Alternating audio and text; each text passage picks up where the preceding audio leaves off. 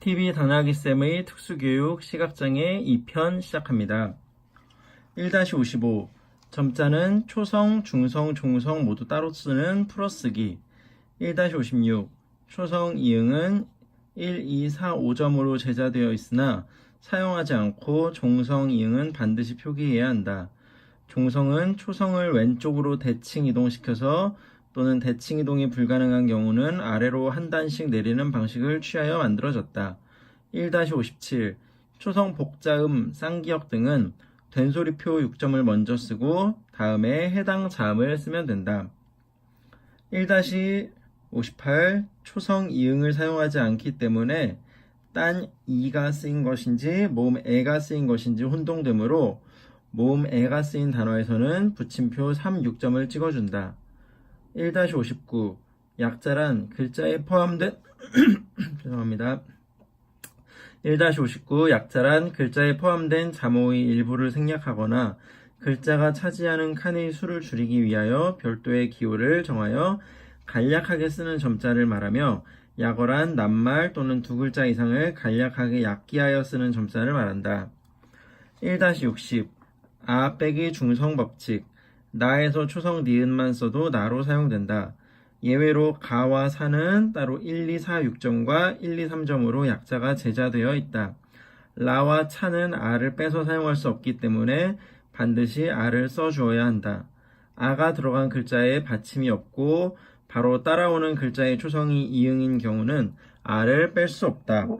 1-61 약자 영은 초성, 기역, 디귿, 기역, 니은, 디귿, 미음, 비읍, 키읔, 티읕, 피읕, 히읗 등의 자음 다음에서는 영으로 쓰이나 초성 시옷, 쌍시옷, 지읒, 쌍지읒, 치읒 다음에 쓰이면 엉으로 읽힌다.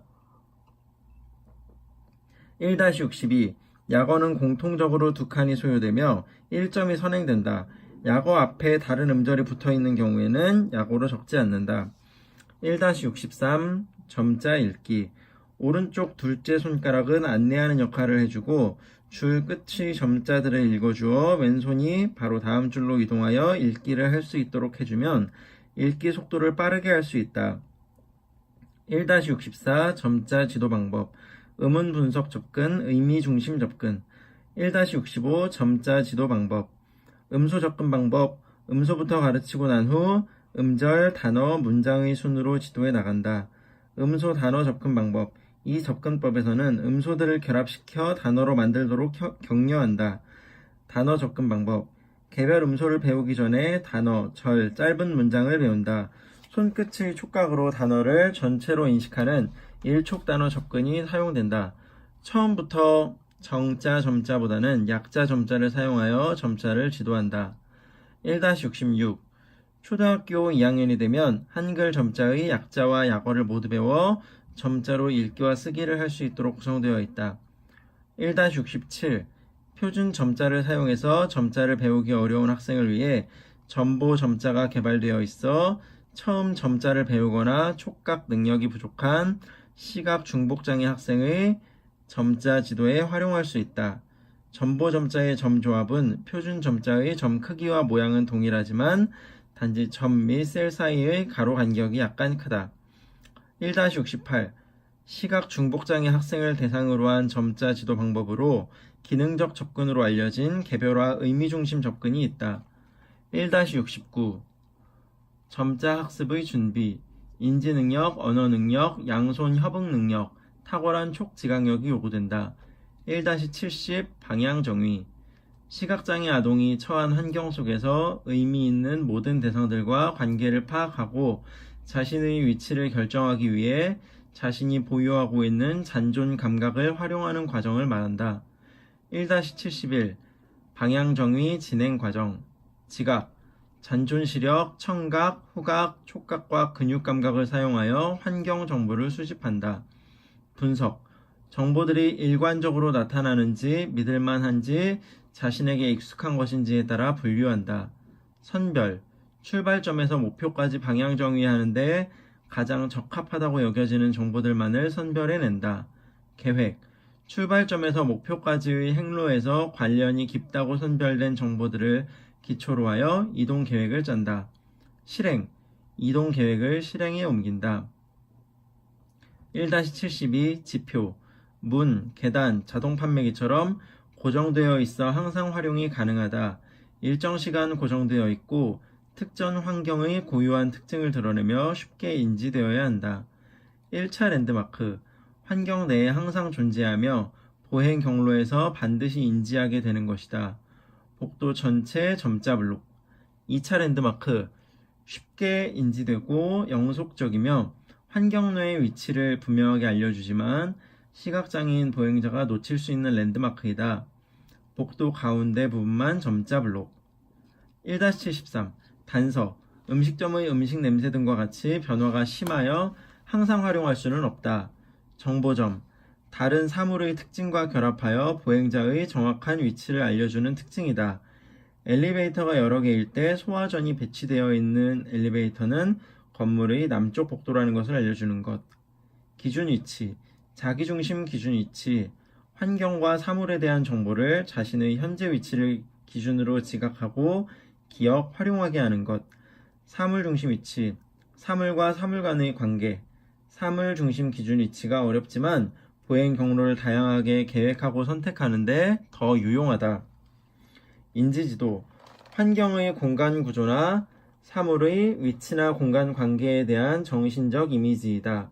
경로 인지지도만 형성하고 있다면 다양한 상황에 맞추어 보행 경로를 선택하지 못하지만 총체 인지지도를 형성하고 있을 경우에는 훨씬 다양하고 자유롭게 보행 경로를 선택할 수 있다.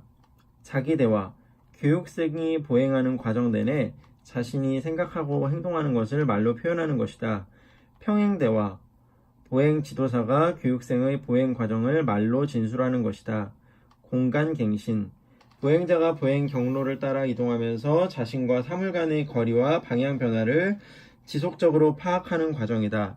고유수용 감각, 근육과 관절, 신경 자극의 결과로 발생하는 신체의 위치에 대한 감각이다. 1-74 실내 이동 기술인 트레일링과 자기보호법을 사용하며 환경 파악 방법인 둘레 파악법과 수직 횡단 파악법을 사용할 수 있다.